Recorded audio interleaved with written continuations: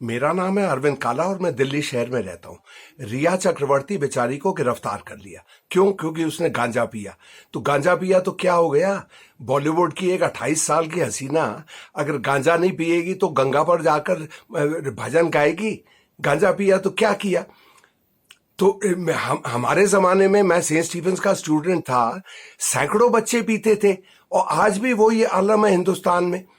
हिंदुस्तान के मैं ये दावे के साथ कह रहा हूं, चश्मदीद की हैसियत से 16, 17, 18 साल के सबसे रईस खानदानों के बच्चे दिल्ली, बंबई, कहीं पे भी उनकी बेचारों की पार्टी होती है लड़के लड़कियों की, और वहां गांजा चलता है और ये चलता है। ये बच्चे ही तो पीते हैं गांजा और चरस वगैरह, बुढ़े थोड़ी पीते हैं जिनके नकली दांत ही गिरते रहते हैं। एक तो हिंदुस्तान को ये फैसला करना है चरस और गांजे और इसके हिसाब से हम किस इस दुनिया में रहते हैं।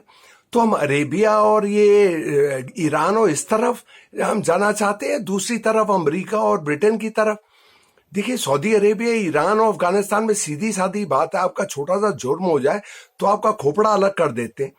अब अमेरिका का मैं आपको आलम बताता हूँ चरस के सिलसिले में। अमेरिका में 50 स्टेट है, 50 सूबे, उनमें 11 में आप कानूनी ढंग से आप ले सकते हैं। मतलब जैसे मैं जाके एक किताब खरीदूं, वहां आप जाकर वो उतना ले सकते हैं और आप वो सुट्टा लगाइए। और यही नहीं, वहां पे लिस्टेड कंपनीज है, चरस की कंपनीज जो स्टॉक एक्सचेंज में है।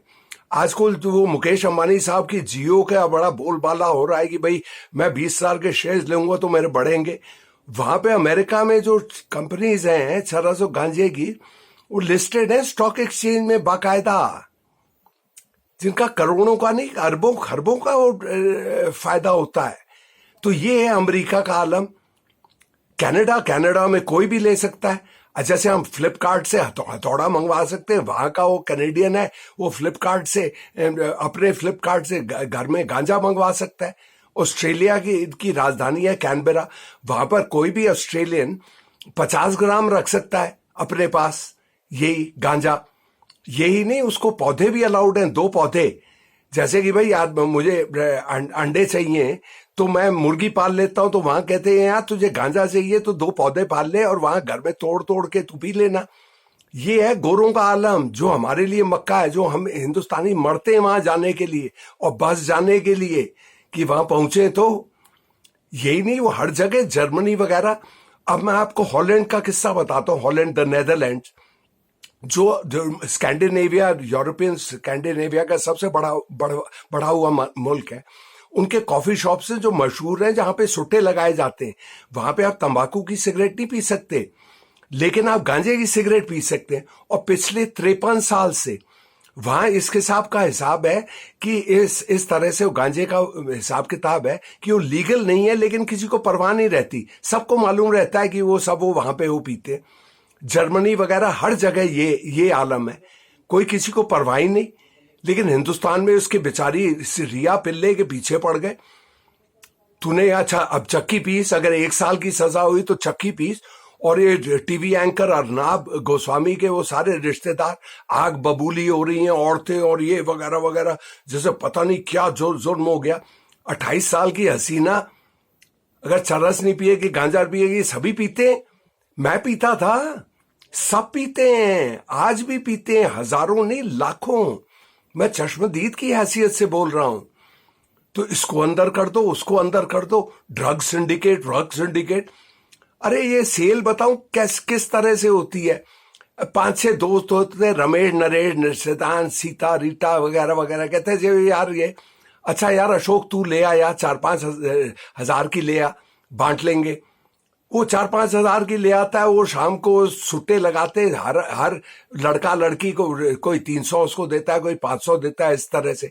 और वो ड्रग सिंडिकेट, वो उसने उसको बेची, उसने सुशांत सिंह राजपूत को बेची, और मिरांडा आ गया, फिर ये आ गया, वो आ गया।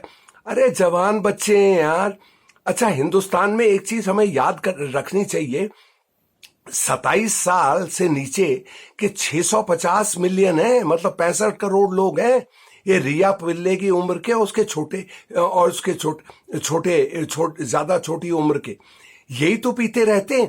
अब हमारे बुढ़े पॉलिटिशियंस, अब मोदी साहब भी 70 पे होने वाले हैं, ये अपने वो जमाने की वो बाबा आदम के उसका वो लगाते हैं। अच्छा, हिंदी हिंदुस्तानी संस्कार में, अरे लाखों, चलिए रईस खानदानों के छोड़िए, कुली मजदूर किसान वगैरह गरीब आदमी का ये नशा है। लाखों लोग बाकायदा रहते हैं।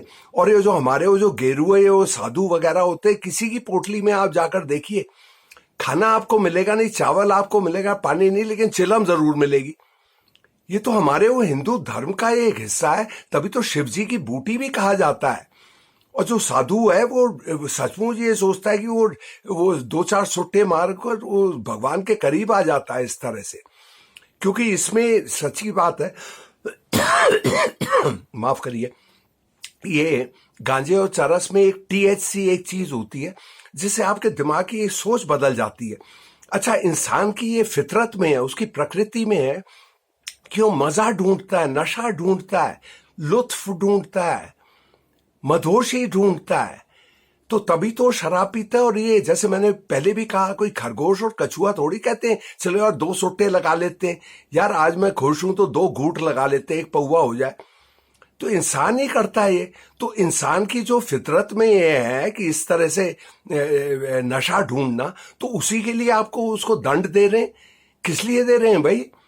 हमारे और वहां संस्कारों में भी, हिंदू संस्कारों में भी ये लिखा हुआ है, ये क्या सोम रस वगैरह वगैरह, मतलब देवताओं का जाम। तो इस किस्म की चीज हाथ धो के पीछे किसी को पड़ गए। और फिर ऐसा है कि इससे ज्यादा हो गया तो 10 साल जरूरी है, 10 साल से 20 साल। और पहले तो कुछ साल पहले तक ये था कि अगर तुम ये इसका धंधा करो तो तुम्हें फांसी पे लटका देंगे। अरे किस दुनिया में रहते हैं हम? हमें कुछ हिंदुस्तानियों को सीखना चाहिए, कुछ आगे बढ़ नहीं रहे हम।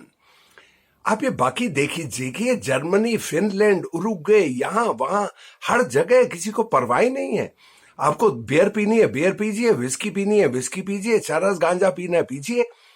तो ये इसने क्या किया? इसने क्या, बेचारी लड़की ने, इस हसीना ने क्या जुर्म किया?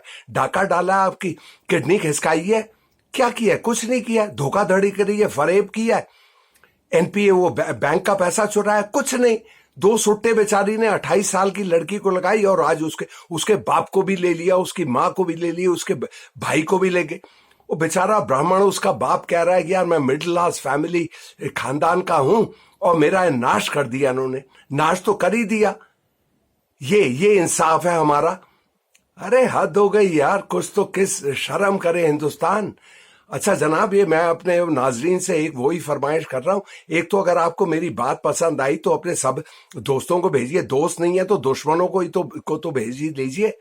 और फिर वो सब्सक्राइब भी कर लीजिए। आपको बढ़िया बातें सुनाता हूं यार, कुछ हमारे लिए भी करो। Thank you.